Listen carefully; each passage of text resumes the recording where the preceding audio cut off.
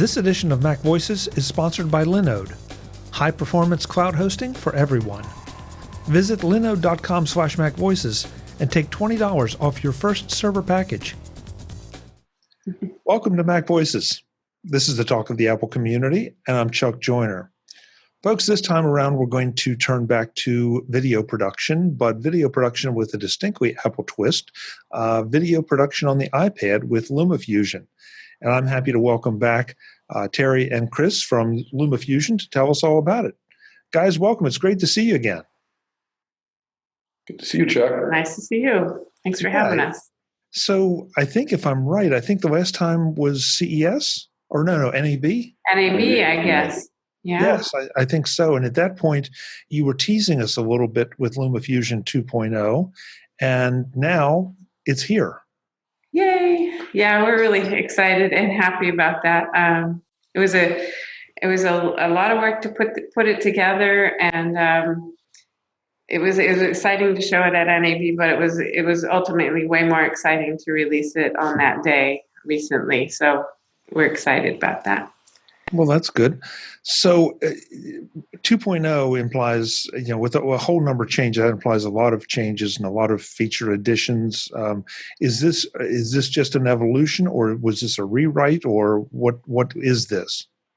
Well, it was a number of different things. One was a redesign of the UI.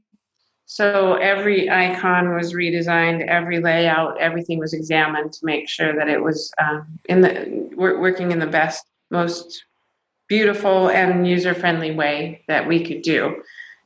And also there was a lot of work behind the scenes. Yeah, from a low-level engine standpoint, we refined just about everything at the low level to make it more performant, and that allowed us to go from what we used to have, which was 3 tracks of video and 3 additional tracks of audio, to 6 tracks of video and 6 tracks of audio, and some other refinements just to make editing easier and faster and more fluid along the way.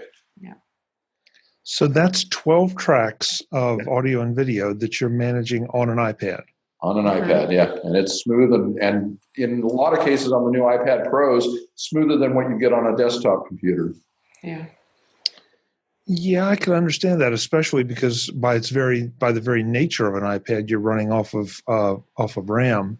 That's right. As opposed to even an SSD. So there would be a lot to say there just for the access to the raw data to speed up. That's absolutely true. And Apple's done an amazing job of optimizing these devices for performance on video and audio. And so their work is what we take advantage of to build on top of to make a great editor with. So I'm going to do some of this in reverse because I'm going to ask you to do a little demo for us and show us some of what's new. But what iPads, how far back in the iPad line or how far down in the iPad line, depending on how you look at it, can you go and still have a positive experience? Right. Well, amazingly, I only test on an old iPad 5th generation myself to make sure that it still runs well on there. Now, on an iPad 5th generation, if you try to have 6 tracks of 4K video going, it will preview a little bit slowly, in fact, fairly slowly, but it will still export fine and still work. But if you're working with a mix of 1080 and 4K, even on an iPad 5th generation, that'll run quite smoothly. One of the devices I actually recommend to a lot of our users right now is Apple's new iPad Air, the 10.5 inch. It's a relatively low-cost device, but a really fast processor and runs 4K video really well. So, I mean, you're talking about 4K video here. I've read some articles that even the iMac Pro can be challenged if you're doing multicams in 4K. And so you're saying that you guys can do that and have it run smoothly, even on an iPad Air. Absolutely. Yeah. 6 tracks. Yeah. This sounds like black magic, guys. It does make it super fun not to worry about things bogging down when you're editing, and just to feel the media flowing under your fingertips while you're moving the timeline around. It just makes editing way more fun for me. So we talked about that a little bit before, that this is almost a different style of editing, that you're touching your footage in essence. You're touching your files and doing it that way. I would assume that you support the Apple Pencil for a little more fine-grained control if necessary. Sure. Yeah, we support the Apple Pencil. You can use that. I don't know. I've gotten used to just using my fingers, and we have a lot of controls on the timeline that allow you to zoom in or triple tap to zoom into one frame. So you can really get accurate when you're editing, even without the pencil. But it does work with the pencil.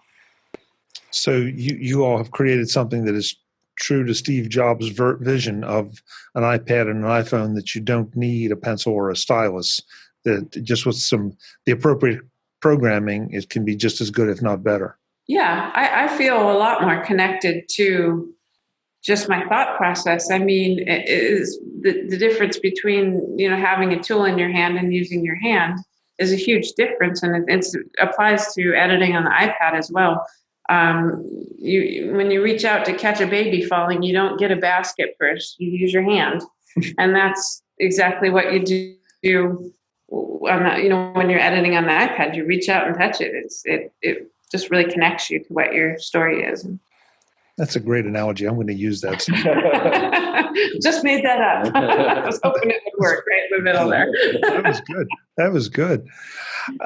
Again, before we get into the demo, the rendering process. I mean, that's always, even on a MacBook Pro or anything, that's where the real horsepower starts to show up. Because you can, in some cases, you have to walk away from your Mac for a few minutes, a few hours, maybe longer. How is the rendering process working on the iPad? Yeah. Right. Of course, when you're rendering out the final movie, it's going to take time, and it will depend on which type of device you have. On a newer iPad Pro, you'll usually render at real time, or sometimes even a little faster. For a complex edit, it'll be maybe 1.5 times real time. So if you're doing an hour video, it might take 90 minutes to render it out. And but that's only at the end. Yeah. That's not while you're editing. Yeah, we never render while you're editing. Everything is real time, whether you're adding effects or doing edits of any kind. There's no rendering, during the process, only for your final export. And and so, on an older device, it might be 2 times, but yeah, it works really well, and yeah. Yeah, I think that's something you can turn off in Final Cut, the real-time rendering, and just wait until you're ready to render it out, and then turn it on. And it sounds like that's the model you've adopted. That's our default model. Yeah, there's no rendering until you're ready to export it. But it doesn't mean you're not seeing. So I haven't used Final Cut in a while because I kind of vowed to use LumaFusion for everything we do, but. On those systems that have to do a temporary render, even to show your movie, I don't know if those exist anymore, but if they do, it meant, you didn't render while you were working, but you didn't really see everything either. But on LumaFusion, you see everything you're doing while you're working. And so it truly is, I don't even think of it as render anymore. And sometimes he uses the term render. I'm like, what? We don't render. But that's the export process. But it's not, during your work. So. Right. So if there's anything else to talk about, let's talk about it. If not, if you don't mind, can you show us a little bit? Sure. Today's edition of MacVoices is brought to you by Linode. You can build it on Linode. Here are the facts about Linode. Linode is a virtual cloud server service that lets you build the server you need in the cloud. And not just any server, but a server that suits your specific needs. From a $5 per month Nanode plan, the whole way up to a full-blown, dedicated, custom server with native SSD storage, a 40 gigabit network, and an industry-leading processor. Get up and running in a matter of minutes, not hours or days. Pick a plan, pick a distro, pick a location. That's it. Your server is online. Speaking of location, Linode has 10 worldwide data centers, including the newest in Toronto and one opening soon in Mumbai. So if geography is an issue for you, it isn't an issue with Linode. Linode also comes with a ton of one-click installs for things like WordPress, VPN servers, Minecraft servers, and many more. So getting up and running with a specific type of server is quick and easy. Need multiple servers? Not only can Linode handle that for you, but their easy-to-use dashboard makes management easy. Just as easy as their monitoring and backing up of your server. And of course, service is always an issue. Linode has 24/7 customer support that is always just a phone call away. Now you know the facts about Linode. Okay, maybe not all the facts, but that should get you started. Visit linode.com/MacVoices to round out your knowledge, and while you're there, use the code MacVoices to get $20 credit on your first Linode server. That's $20 credit at linode.com/MacVoices, and a big thanks to Linode for their support of MacVoices. I'm going to start by just showing the new library. And so we used to have a lot of text on top of your image in the library. Let me see if I have show touches turned on. I think I do. Yes, I do. So now we've removed the text, moved it off of the actual image, and you'll notice your preview is now a lot bigger of a source material. So we used to shrink it down so we could have this scrubber that popped up right above this area. And now what we do is we have this, if you touch and hold on the play button, we have this scrubber that allows you to go at different frame rates through your clip. So if you want to go backwards at 1 frame at a time, you just move your finger over there, 5 frames, 10 frames, 15, 30, and up to 120 frames forward and backward. So this is our new scrubber. And you can also zip through your clip by grabbing these handles or just grabbing this slider. So we've kind of really improved how you interact with that. And by combining that stuff on one line, this source preview can be the same as the timeline preview in size. And then when you go to the timeline, you'll notice, I'm going to just play a little bit here, but you'll notice you can see your whole timeline navigator, which is here. And I can scrub through this navigator and move through my timeline. And I can also just tap and go to a certain. That's a really nice feature. Yeah, it's, and I think what I found is before I do a lot of zooming in and out to get somewhere, I go like that and then I zoom back in. And now I don't zoom as much as I used to. So it's really improved that. All these icons, we used to have a toolbox that was kind of over here on the right side. And now we've made it so that the tools are always available. And on the iPad, that's not such a big deal because you had room to keep the toolbox open. But on the iPhone, that's a huge improvement because the tools are always now at the bottom of the screen on the iPhone, and you don't have to open and close a toolbox and stuff like that to navigate around. So if you select the clip, you get certain tools that apply to the clip down here. If you don't know where the tools are or what the tools are, you can always just touch and hold the help and settings button, and that shows you what those things are. Let's see, what else can I show you? Over here on the left side, we have the header, and that allows you to turn it off and on. So here's a section that has 12 tracks. We've got 6 tracks of video here. We got 2 in the background. I'm going to zoom in a bit so you can see.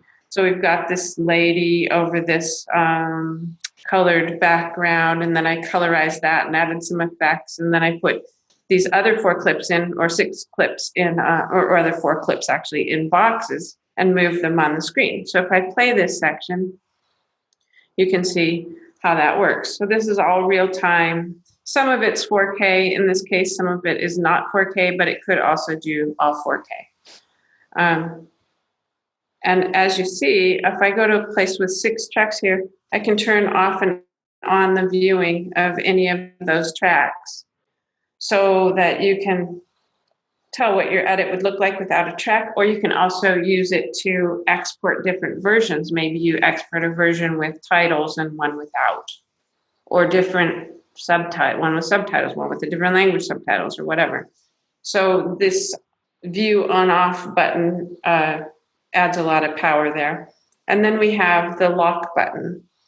So if you wanted to protect a track, and honestly, I think mostly what people would use this for would be to say you cut a voiceover and then you just lock down your audio tracks here. and you say, I never am going to change the position of those clips, so I'm going to lock them down so nothing can happen to that timing of the audio. And then you could go ahead and edit on your video tracks. So we have lock. We also have added, so we've always had this button that allows you to link and unlink clips. So you select a clip and either unlink it alone, or you'd select the main track clip and unlink everything that was linked to it.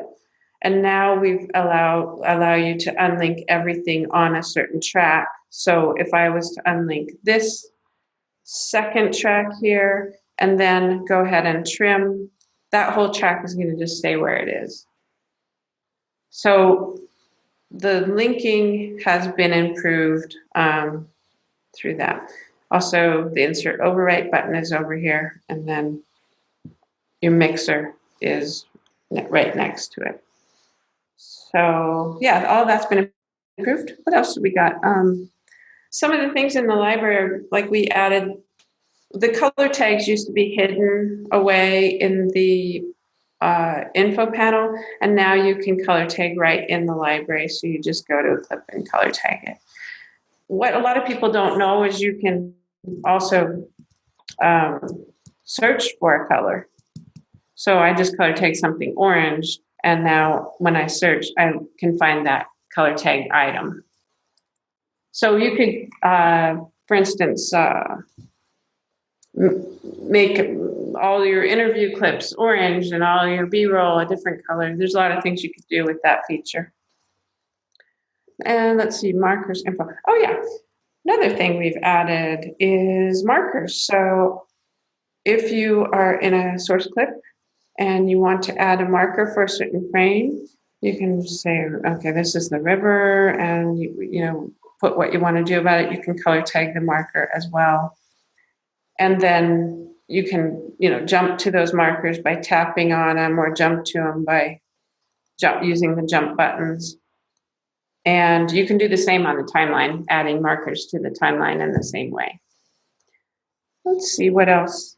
So, you know, another feature I like is that we used to have our info panel here. So if you want to find out information about a particular clip, you'd have to pop up a large info panel. We change it now where we have this nice lower info panel that's always there. And it's even there for the timeline, so that you can see when you're working in the timeline how many tracks are in use, what your frame rate is, how many clips are on there, how many effects you've used. And so there's always this nice smaller amount of information that doesn't completely overwrite what you're working on, but you can always open that up if you want the full information about a particular clip and get to that, change the name of a clip, add notes to it.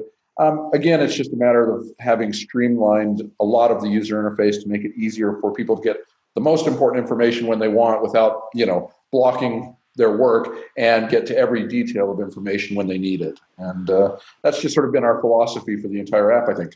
Oh, another big feature that we can't really demonstrate here is the external display feature. So if you plug your iPad into, let's say, a television or a monitor, you'll get a new button that pops up that allows you to basically output your preview to a display. So you can basically do a full preview to the display to get a much better feel for how it's going to look when you're exporting your final movie. Yeah, and when you do that, this export button is going to have another row of layouts that allows you to have all timeline, all library, and so on, just to get more space for what the library and the timeline, because your preview can be, you know, you can look at your external monitor for that. So that's optional, but you can go here and change the layouts in that case. So, and imagine you could be in a hotel with your iPhone, actually using the whole iPhone as your timeline, and using your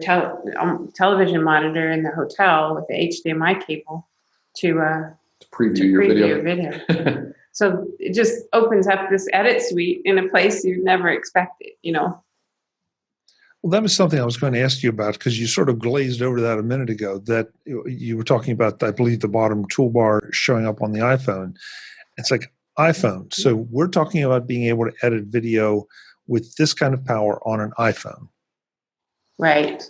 Absolutely. In fact, you know, a lot of our customers who are mobile journalists they're out in the field actually shooting on the phone, editing right there in the field on their iPhone, and then uploading to places like BBC and RTE in Ireland, full stories that they've done without just on their phone, which is amazing to even me. But yeah, our app has the exact same features on the iPhone as it does on the iPad.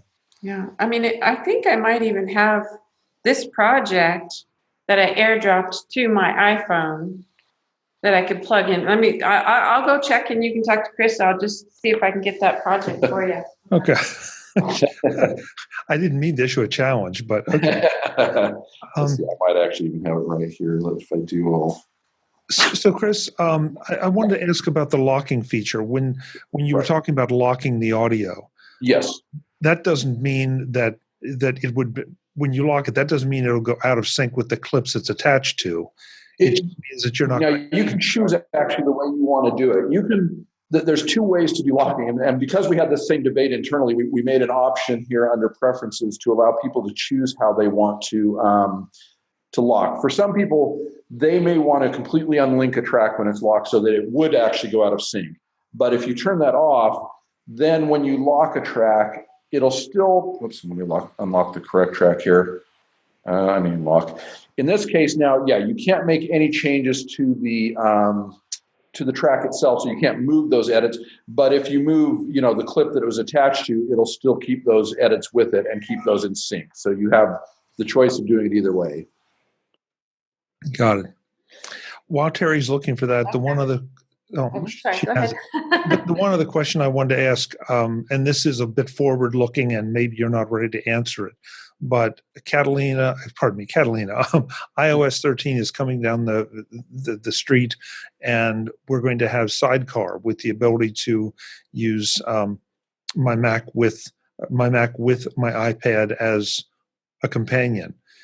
Is there going to be any interaction with LumaFusion, but using that? I mean, going back in the other direction. We don't know if that's possible yet. That's one area we haven't looked at with iOS 13 yet, but we will be researching that over the next couple of months. The thing we have been doing is looking at some of the other features. One of the biggest ones that iOS 13 is doing for us is the ability to plug in external. You're not going to be able to do that. Is the ability to plug in external drives to your iPad or iPhone and use media directly off of those drives. That's something that hasn't been possible in the past and is becoming possible now. And I think that's going to be a really exciting new feature in iOS 13 that we will for sure be taking advantage of, because we actually were demonstrating it at WWDC, Apple's big developer conference, and right. That up there. So that would require the USB-C iPad. Sorry, say that again. That would require the USB-C iPad. That's actually, from what we've heard, is that even with Lightning, if you have a Lightning iPad or iPhone with a USB adapter, the camera connection kit, you should be able to connect up and use drives off there. Now, you may not be able to edit directly off of that, but you could still pull in media off there as well. Very nice. Wow. Yeah. So I'm just going to show you, because actually I don't even have the right cable to plug in with the way we're plugged in, but this same project is on my iPhone, and I'm just going to play a little bit of it. It can play that same, but the same exact project. So what I did was airdrop this project to my iPhone, and all the media, all the that's right. Yeah, all the cuts and everything go forward on there. And then I can continue editing. So imagine, and vice versa. You could start on your iPhone, get somewhere, and continue working on your iPad. And then what we're working on now is export to XML, which we talked about before, but that will be the ability just to continue on your desktop if you so choose to do that. I can't help it. I have to ask, if you're talking about airdropping a 12-track with 4K project, how long did it take to airdrop it? This particular project, not very long. That would take a couple minutes to. Yeah, it's a couple minutes. I mean, it's Wow. It's only a minute-long project, but it's actually surprisingly fast. I mean, my experience with AirDrop has been, like you say, it's pretty fast, but I'm not sure I've ever tried to AirDrop. Well, a minute, yeah, I guess a minute of 4K video wouldn't be bad. If you're editing longer projects, you're just going to have to go and get a cup of coffee. That's all. Yeah. Now, the interesting thing, again, with iOS 13, that external USB drives can make that much faster, where you could actually export the project to a USB drive and then plug it in the new device and bring it in, and probably speed that process up quite a bit if you didn't want to wait for AirDrop. And now we have some of the wireless drives, too, that you can connect to that also make the transfer even easier and maybe a little less dependent on Apple's ecosystem and more on some standards. Absolutely. Yeah. We work very closely with things like the Western Digital Wireless Pro and the NARBox that allow you to not only, move your projects from place to place, but store all your media and bring it in and browse it in LumaFusion very easily and fluidly, so that you have a real easy way to manage media, mobilely. So that makes a big difference. You might want to talk about iOS 13 and plugging in the. That's what we did. Oh, we did. Just sorry, I was daydreaming. I was thinking about something else, but yeah. Mm-hmm. Yeah, you were focused, Terry. You were focused. I was focused on something. I don't know what. See what he has to deal with all the time. Woo! So this is out now. And how about upgrade pricing, or how is this working since it is an iOS app? Well, the nice thing is an iOS app, it's a free update for all existing users of LumaFusion. That's the amazing thing, is we've added a lot of new functionality, and anybody who's bought LumaFusion gets that for free. And for new users who want to get the app, it's still incredibly well priced. It's at $29.99 in the App Store. It's $29, and it's a one-time purchase, not a subscription. And so it's an easy purchase that's a really fun and powerful editor that has really changed things. This is one of those circumstances, and I'll probably get mail for this, but this is an underpriced app for what you're producing. I mean, and as you do the upgrades, I mean, obviously you get more users, and that's great, but it does not quite seem fair in a lot of ways for you to keep putting in this work and not getting paid for it. Yeah, the App Store is a unique place to be, and it's not like software of the old days where people will, to get the market that we want, having people spending that money. We're already an extremely high-priced app in the App Store, for that. But yes, in our market, we're a very low-priced app. Now, however, things like Final Cut Pro XML export will be additional purchases. So we're trying to provide features that are important to a certain segment of users and let them pay for that specific feature, but the people who aren't interested don't have to, and give them that ability to sort of buy the features they want a la carte. But the main features in the app will always have, be upgraded free. So we feel like we have a good plan moving forward to make sure we can still make money and keep doing these changes. And we also have the in-app subscription for Storyblocks if you want more content. That's actually an amazing deal in itself, where you can get access to thousands and thousands of video and audio clips for $6 a month. And that's another way that, that's been very popular. It's a great way to get extra content for B-roll and for backgrounds. And it's all right there, browsable in the app and easily findable.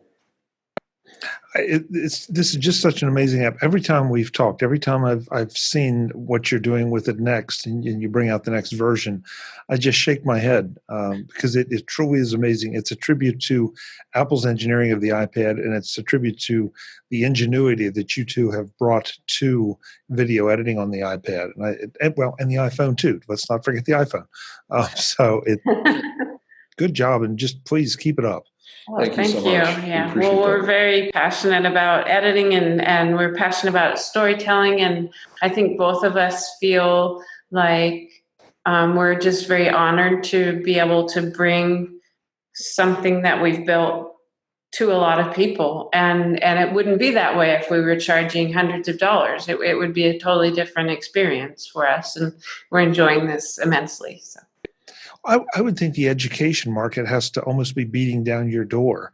I mean, film schools as well as just general education. I mean, iMovie's a fine program, but it's not this. It's not even a small percentage of this. Right. The nice thing about this for education is that this will teach you the paradigms of real craft editing. So if you know how to use LumaFusion, which is a really easy thing to learn, you'll know how to move into Final Cut or any other desktop editor, because we've used some classic paradigms for editing. So that's the beauty of that. Well, and vice versa too. It means that I don't have to go and learn my own new paradigms. I can already transfer a lot of my Final Cut knowledge over to this and be up and running. I'm sure, like you said, the triple tap, Terry, to zoom in on things. You know, there are going to be certain features you need to learn, but overall, the overall concepts are there, just waiting for you. And you know, coming from Final Cut and Avid and a few other systems, there were things I did. You know, I love Final Cut, but there were things I didn't like. I didn't like that I couldn't unlink a clip simply, you know. And so we've added some features on top of the Final Cut features to fix those things that irritated both of us and me. So in a way, I think when you limit what a person can do, when you're stubbornly stuck to a paradigm, then what happens is the user then has to do a lot of thinking to find a way around it.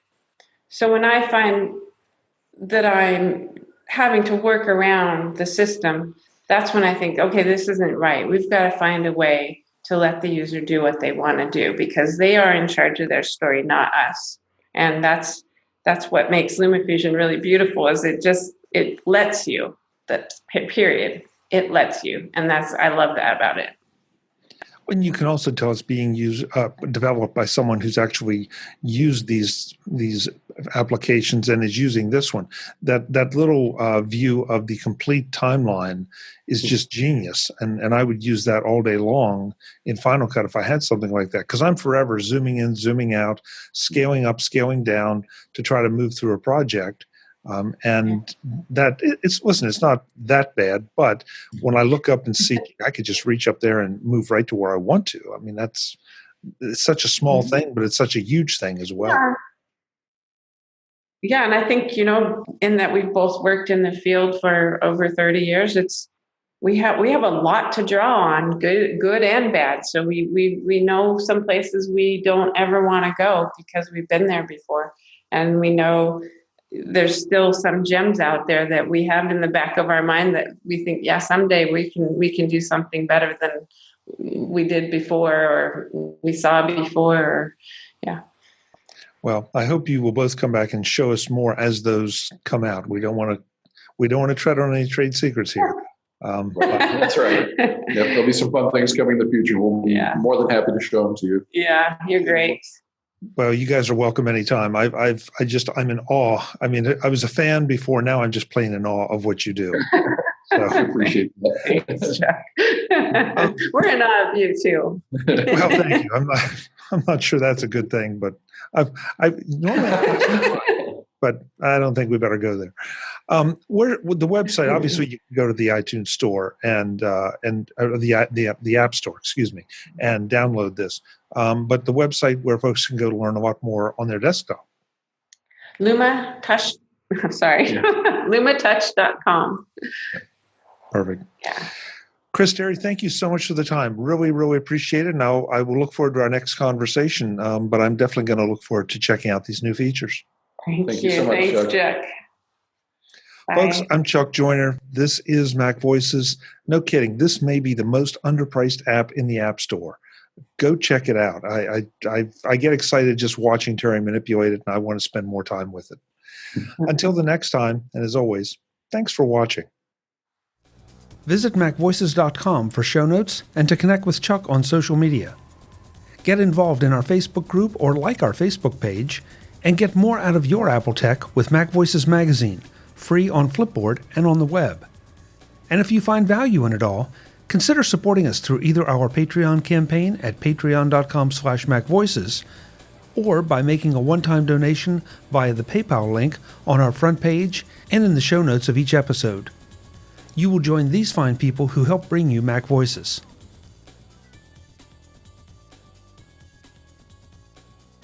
Advertising handled by Backbeat Media at backbeatmedia.com.